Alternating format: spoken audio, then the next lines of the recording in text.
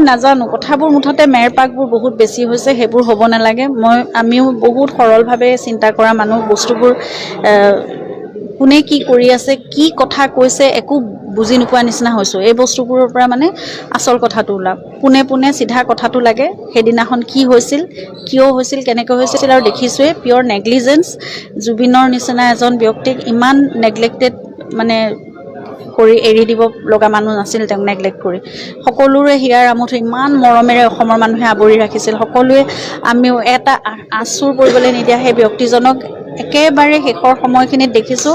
ভাগৰুৱা অৱস্থাত তেওঁক নিথৰুৱা কৰি এৰি দিছিল গতিকে জুবিনৰ ক্ষেত্ৰত সেইটো হ'ব নালাগিছিল সেই কথাটোৱে বৰ কষ্ট দি আছে আমাক সকলোকে এটা সহজ কথা সেইদিনাখন কি হৈছিল মাত্ৰ ক'ব লাগে সঁচা কথাখিনি ইমানখিনিও মানৱীয়তা নাই নে মানুহৰ মনত এজন আমি ব্যক্তিক হেৰুৱাই পেলাইছোঁ অসমে তেওঁলোকৰ কাৰণে জুবিন গাৰ্গ মৰমৰ নাছিল নেকি তাৰমানে অকল পাৰ্টিৰ দিনাখনহে তেওঁলোকক লাগিছিল নেকি জুবিন গাৰ্গৰ কাষত জুবিন গাৰ্গ হেৰাই গ'ল কিন্তু তেওঁলোকে সেই এষাৰ কথা কৈ পেলাই যে কি হৈছিল সেইখিনি কথা কৈ তেওঁলোকে সহযোগ কৰা নাই সহযোগ নকৰাটো নিশ্চয় কিবা থাকিব লাগিব নহ'লে সঁচা কথাটো ক'বলৈ ইমান ভয় কিহৰ আহিব লাগে ক'ব লাগে কথাখিনি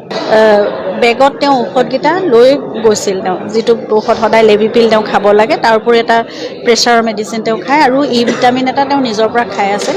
সেই মেডিচিনকেইটা তেওঁ বেগত ভৰাই লৈ গৈছিল ব্ৰেকফাষ্ট যিহেতু নকৰাকৈ তেওঁ উলিয়াই লৈ যোৱা হৈছিল গতিকে ব্ৰেকফাষ্টৰ পিছত তেওঁ চাগে খাম বুলি লৈ গৈছিল লগত যিটো বেগ উদ্ধাৰ হৈছে সেই বেগটো চিনাক্তকৰণ কৰিবলৈ নিওঁতে মই সেই মেডিচিনকেইটাও মোক দেখুৱাইছে সেইকেইটাই তেওঁৰ মেডিচিন আৰু সদায় তেওঁৰ সকলোতে সেই মেডিচিনকেইটা উপলব্ধ থাকে তেওঁৰ সৰু বেগটোৰ ভিতৰত ডাঙৰ বেগটোৰ ভিতৰত তেওঁৰ গাড়ীত আমাৰ ষ্টুডিঅ'ত আমাৰ ঘৰত সকলোতে থাকে গতিকে তেওঁ নিজেও মানে মিছ নকৰে দৰৱটো দিব লাগে হাতত বা নিজে লৈও তেওঁ খাই মনত থাকে কিন্তু সেইদিনাখন চাগে ব্ৰেকফাষ্টটো নকৰাৰ কাৰণে তেওঁ লগতহে লৈ গৈছিল খাবলৈও নাপালে শেখৰে এতিয়া এইবোৰ কথা কিয় কৈ আছে আগতে তেওঁ যদি লগতে আছিল হেনো তেওঁ দেখা নাছিল নেকি দেখা নাছিল এতিয়া কথাবোৰ এনেকৈ কৈ আছে য'ত সেইখিনি সত্যাসত্য নিৰূপণ হ'লে আৰু এইটো প্ৰশ্নৰ উত্তৰ মইতো দিব নোৱাৰিম নহয় তদন্ত চলি আছে সেই তদন্ত সঠিক দিশত হওক একদম নিখুঁতভাৱে হওক আৰু যদি কোনোবা দোষী সঁচাকৈ ওলায় জুবিনৰ লগত যদি এনেকুৱা কোনোবাই কৰিছে তেতিয়াহ'লে মানে যিটো আটাইতকৈ চৰম শাস্তি হ'ব পাৰে সেই শাস্তিটোৱে হওক মই সেয়াই বিচাৰিম